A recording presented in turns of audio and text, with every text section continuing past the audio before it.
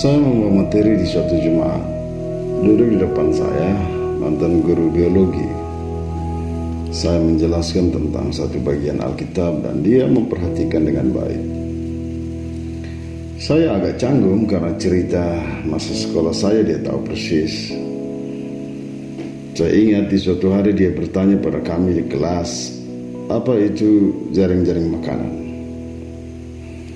Dia lalu melirik saya dan bertanya, apa itu jaring-jaring makanan? Terus terang, waktu itu saya tidak tahu apa-apa. Dengan polos saya menjawab bahwa jaring-jaring makanan adalah makanan yang ditaruh di dalam jaring-jaring. Waktu itu jangankan marah, guru memukul pun tidak ada yang bisa melawan. Kalaupun kita mengadu pada orang tua, mereka akan menyalahkan kita. Bodohlah, malaslah, kurang belajarlah, macam-macam tanggapan orang tua. Tapi tak ada satupun yang menyalahkan guru. Saat menjawab pertanyaan itu, dalam bayangan saya dia pasti marah atau menghukum. Tapi dia malah tertawa dengan lucunya. Hari itu satu kelas geger karena jawaban aneh yang saya berikan. Semua teman-teman tertawa. Anehnya, waktu guru balik bertanya kepada mereka, tak ada satupun yang tahu. Sama ternyata. Tapi biasalah, kalau engkau melakukan kesalahan, engkau pasti dibully.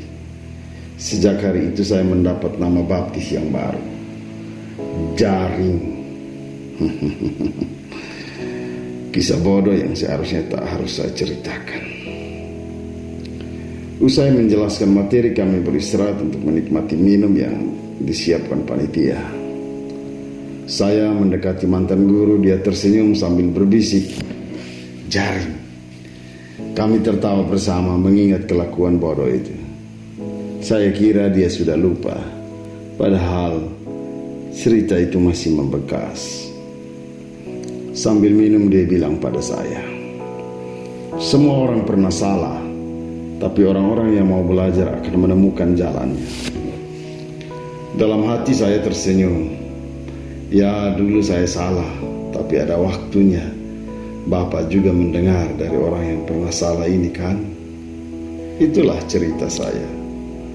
Ada semacam keyakinan dalam diri bahwa semua orang pernah melakukan salah.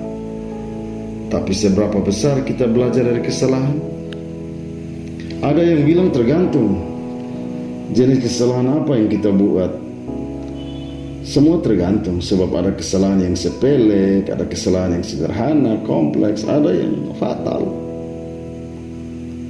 Tetapi saya berkeyakinan bahwa kesalahan apa yang melekat pada kita, apapun yang melekat pada kita, bukan karena kesalahan itu sendiri, bukan jenis kesalahan yang melekat pada kita, tapi sekuat apa kita mampu menepis kesalahan, bukan dengan cara yang frontal, melainkan saatnya pembuktian diri.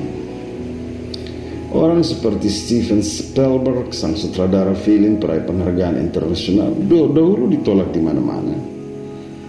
Albert Einstein yang dianggap ilmuwan hebat, kalau dicek dahulu dia dianggap cacat mental. Karena sampai usia 4 tahun baru dia bisa bicara dan dia baru bisa membaca di usia 7 tahun.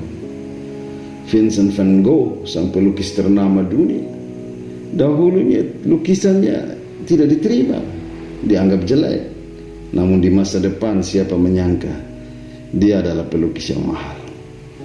Hidup ini soal cara kita merespon sesuatu dan bagaimana kita mengendalikan cara berpikir kita.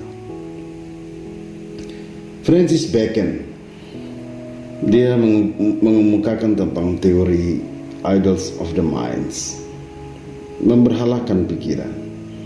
Intinya adalah manusia terjebak dalam kesalahan-kesalahan berpikir yang membuat manusia sulit menyadari kesalahannya. 4 berhala dia peringatkan, idols of the tribal, berhala yang membuat manusia terkurung dengan kebenaran kelompok sendiri. Idols of the cave, berhala karena manusia terkurung dalam kebenaran diri sendiri. Idols of the market, berhala karena terkurung dengan kebenaran menurut tren yang berlaku. Dan idols of the theater, berhala karena terkurung dengan keyakinan tertentu. Inilah kesalahan yang fatal. Sebab hidup ini ada titik relatifnya. Apa yang tidak disukai oleh masyarakat di satu tempat justru disukai oleh masyarakat di tempat yang lain. Apa yang luar biasa di sini di tempat lain biasa-biasa saja. Hidup ini tak bisa kaku. Kadang diperlukan sikap melentur karena tak ada yang bebas nilai. Hidup ini tak bisa dengan begitu mudah menerima apa yang baru, karena nilai-nilai lama pun tak kalah hebatnya. Dan hidup ini tak bisa berpegang pada satu keyakinan saja.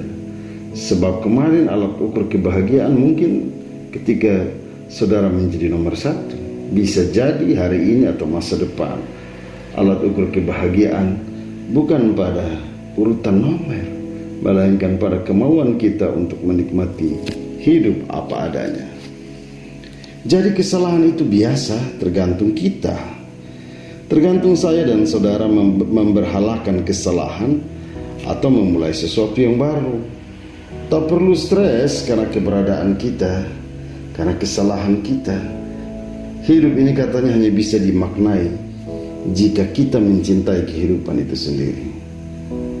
Ketika orang mencintai kehidupan di dalam dirinya, ia akan secara alami belajar menghidupi kelemahan dan kegagalan dengan satu buah kehidupan itu sendiri. Sepahit apapun proses yang dialami orang yang mencintai kehidupan, akan mencapai perasaan damai yang lestari, dibarengi rasa syukur terhadap semua kehidupan. Semua itu akan langsung mengalir di dalam diri. Intinya sederhana. Hidup tidak ditentukan oleh kegagalan dan kesalahan hari ini. Hidup ditentukan oleh kemauan untuk belajar. Terus belajar, terus berubah. Belajar dari kesalahan, belajar dari kesombongan, belajar dari orang lain, belajar ketika engkau jatuh, belajar dari apa yang baik, belajar pula dari apa yang jahat. Belajar dan sadarilah suatu waktu kita akan menemukan jalan kita. 2 tahun lalu anak saya mendapat nilai pada ujian matematika. Begitu nilai ujian dibawa ke rumah, dia kelihatan agak takut karena yang dia bayangkan saya marah. Saya memegang tangannya, memeluknya sambil berbisik, dulu waktu masih sekolah Bapak dapat nilai matematika 4. Jadi nilai 5 pun tidak apa-apa kakak. Paling kurang kakak sudah punya 1 nilai di atas Bapak. Belajar lagi. Tahun depan Bapak yakin ada 1 nilai lagi, sehingga angka 5 menjadi 6. Dia tersenyum sambil berkata pada saya, Bapak, beta pun kawan terlalu banyak yang dapat 4 dan 3. Bapak selalu usah kecewa, ada yang lebih parah dari Bapak. Aneh. Saya menasihati, kok sekarang dia yang menasihati? Siapa menasihati siapa? Tapi di tahun berikutnya dia tersenyum sambil berkata pada saya, Bapak, matematika saya 7. Saya tanya, apa rahasianya? Dia jawab dengan enteng, karena saya kasihan Bapak. Kan dulu Bapak nilai 4, saya harus angkat Bapak pun 6. Sial. Di bidang agama, di bidang yang saya jalani sekarang tidak ada pelajaran matematika. Tapi dia telah mengajari saya satu hal. Manusia bisa berubah, sebab tak ada kesalahan yang mutlak. Sebagaimana orang bisa jatuh dalam kegagalan, seseorang juga bisa bangkit untuk menjadi lebih baik. Perkuat motivasi dan kekuatan dirimu. Tuhan menyukai orang-orang yang mau bangkit dan mau untuk belajar dari kesalahan. Napoleon Bonaparte berujar, If you build an army of 100 lions and their leader is a dog, in any fate, the lions will die like a dog. But if you build an army of 100 dogs and their leader is a lion, all dogs will fight as a lion. Jika Anda membangun pasukan dengan 100 singa dan pemimpin mereka adalah seekor anjing, dalam pertarungan apapun, singa akan mati seperti anjing. Tetapi jika Anda membangun pasukan dengan 100 anjing dan pemimpin mereka adalah seekor singa, semua anjing akan bertempur sebagai seekor singa. Amin.